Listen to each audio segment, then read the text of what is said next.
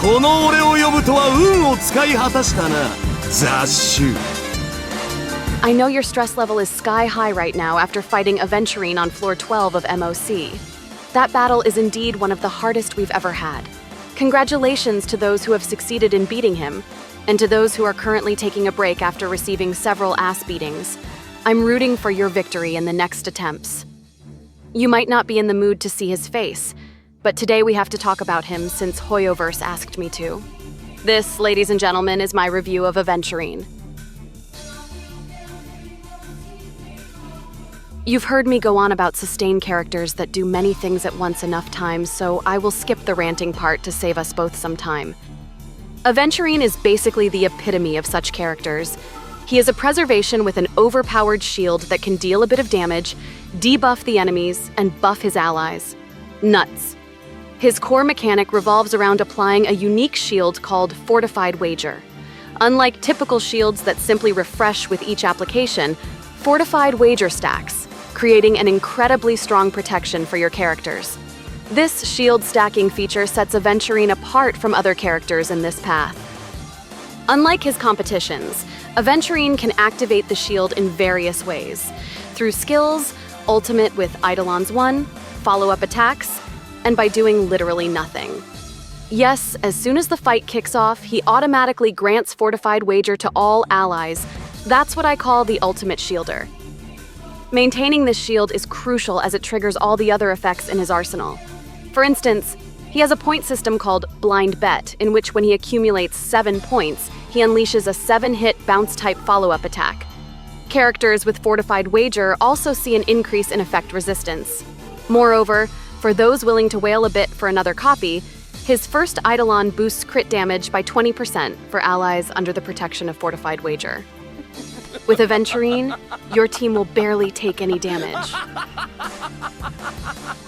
Moving on to his damage potential, despite having an offensive-type ultimate and a follow-up attack, don't expect Aventurine to do anything remarkable. The numbers are there, but they won't be close to the actual DPS. I even doubt he can consistently kill the trash mobs on floor 11 and 12. And as an imaginary character, he can't replicate Gallagher, who can pull a decent number through break damage.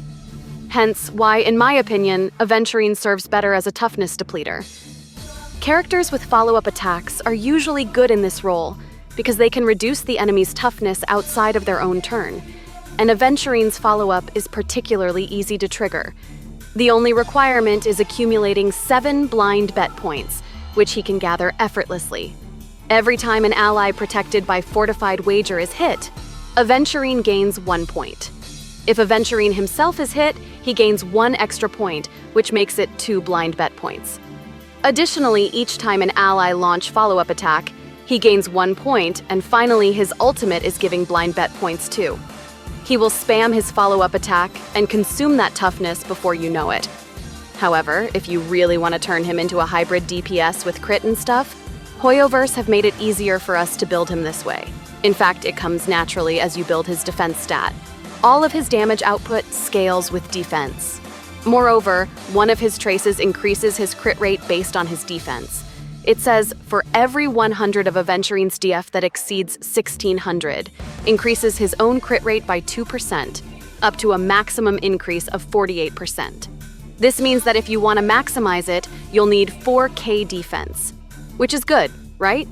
You are strengthening his shield while securing him a 53% crit rate from the start. To amplify his damage further, investing in some crit damage could be a savvy move. So, considering all these factors, here is my recommended build for Aventurine. Picking his light cone doesn't require much thought either, as many viable options are readily available in the game's shop.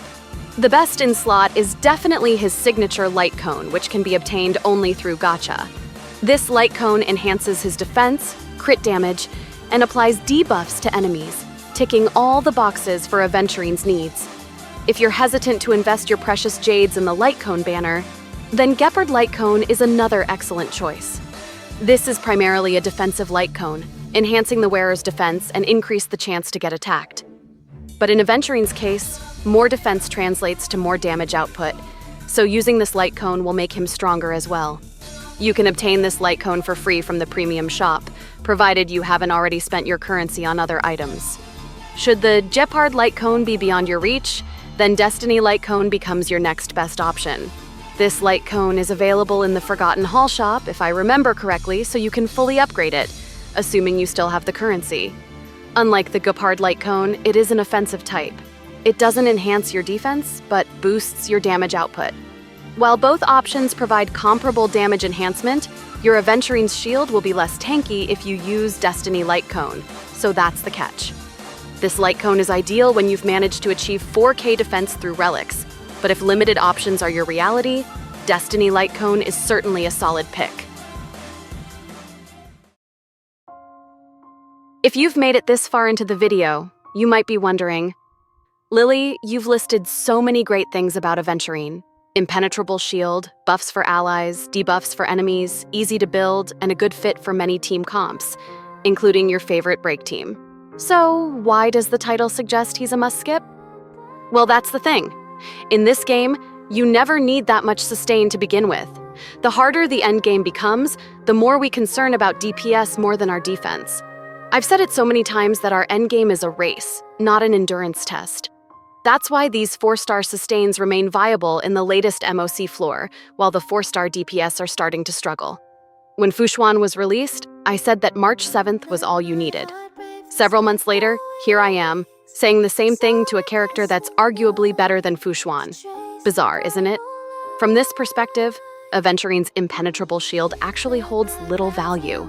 If your team needs a boost in damage rather than relying on Aventurine's modest buff-to-buff capabilities and slight damage output, you'd be better off pulling for a genuinely strong DPS character. Fortunately, such a character is present in the current version.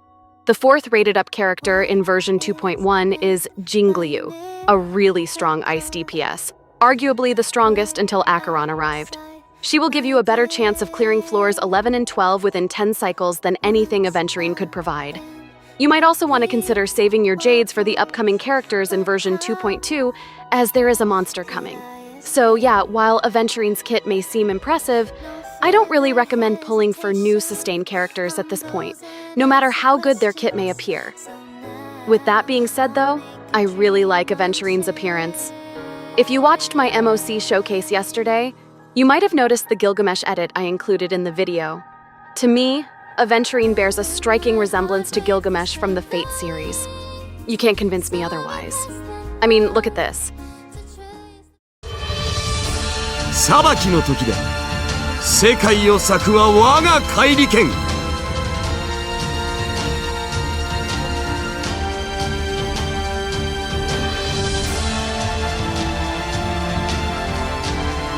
受けよ、エヌマ・エリッシュ。